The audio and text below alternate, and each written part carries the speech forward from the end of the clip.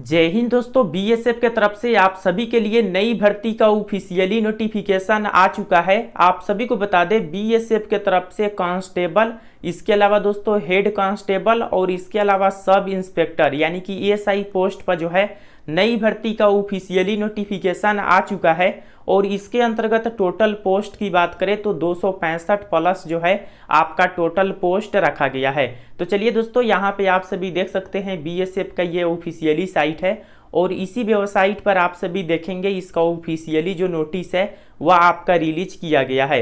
यहाँ पे आप सभी देख सकते हैं 14/10/2023 को ये ऑफिशियली नोटिस आपका आया है। और यहाँ पे आप सभी देखेंगे circular filling of group B and C, यानी कि जो भी आपका इसमें भर्ती है group B and group C के अंतर्गत आपका पोस्ट है। और आप सभी यहाँ पर देखेंगे जो आपका ये वैकेंसी है डिप्यूटेशन बेसिस पर जो है आपका ये भर्ती रिलीज किया गया है। तो चलिए दोस्तों, यहाँ पर देख लेते हैं कि कौन कौन से स्टूडेंट जो है इस भर्ती का फॉर्म अप्लाई कर सकते हैं और क्या इसकी एलिजिबिलिटी क्राइटेरिया है और कौन कौन से पोस्ट पर आपका ये भर्ती रिलीज हुआ है। तो दोस्तों यहाँ पर देख सकते हैं ये वैकेंसी जो है 13 अक्टूबर 2023 को जो है यहाँ पे इशू किया गया है, इसका डेट भी दिए गए हैं। इसके अलावा दोस्तों यहाँ पे देखेंगे सर्कुलर और आपका जो ये भर्ती है बीएसएफ के तरफ से है, यहाँ पे देख सकते हैं सीमा सुरक्षा बल के तरफ से। और सब्जेक्ट में आप सभी देखेंगे filling of group B and C non gazetted non ministerial, यहाँ पे जो है वैकेंसी का आपका डिटेल्स है, यानी कि जो भी वैकेंसी है group B and group C post के अंतर्गत रखा गया है।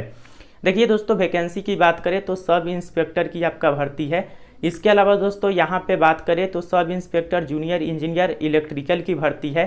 इसके अलावा दोस्तों यहाँ पे बात करें तो आपका हेड कांस्टेबल जनरेटर ऑपरेटर के लिए आपका 17 वैकेंसी है।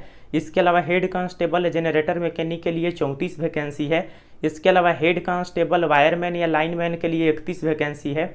इसके अलावा हेड कांस्टेबल इलेक्ट्रीशियन या इलेक्ट्रिकल के लिए 3 वैकेंसी है।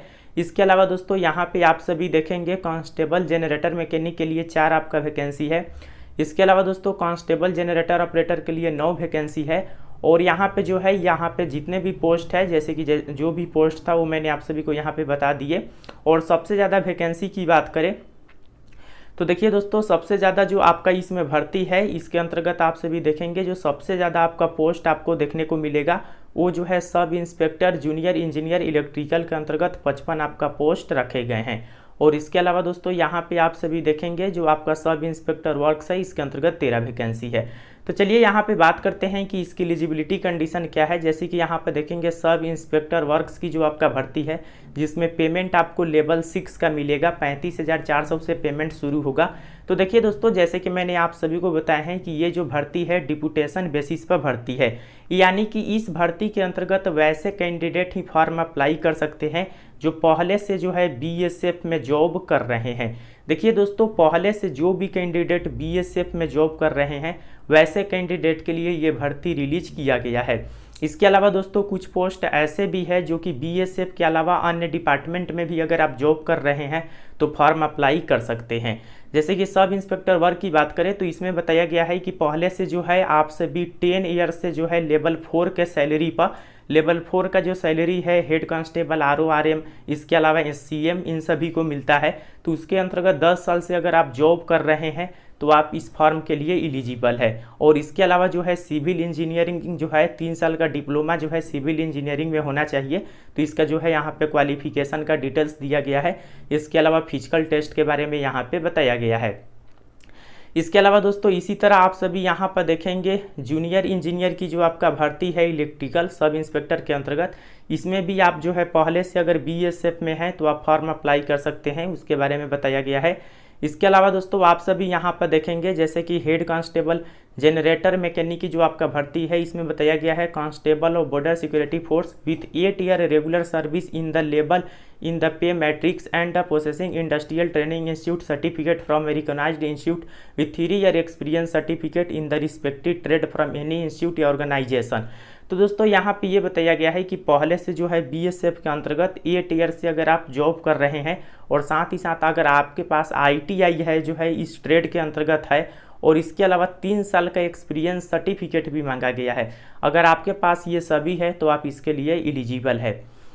इसके अलावा दोस्तों हेड कांस्टेबल वायरमैन या लाइनमैन और इसके अलावा हेड कांस्टेबल जो आपका इलेक्ट्रिकल की जो वैकेंसी है या इलेक्ट्रीशियन की जो भर्ती है, इसमें बताया गया है कि आप सभी अगर पर्सनल होल्डिंग यहाँ पर देखेंगे इक्विवेलेंट या analogous post in the army, यानी कि अगर आप सभी पहले से आर्मी में है या अदर सेंट्रल पैरामिलिट्री फोर्स में है ऑफ द सेंट्रल या स्टेट पुलिस।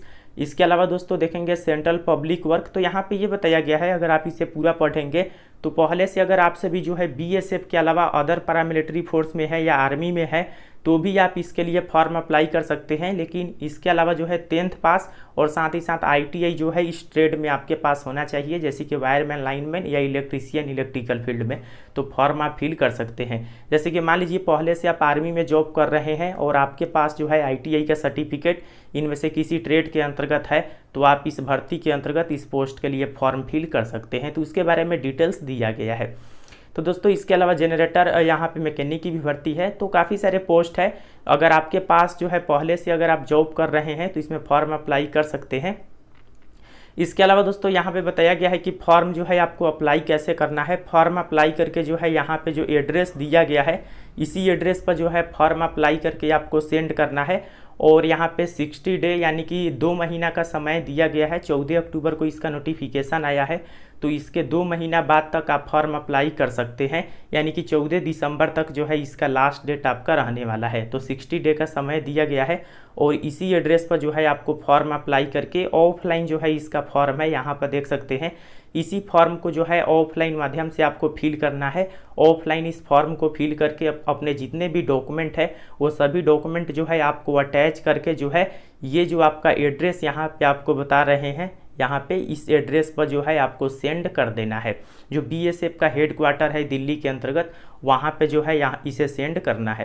तो उसके बारे में दिया गया है। तो देखिए दोस्तों, आई होप आप सभी समझ गए होंगे।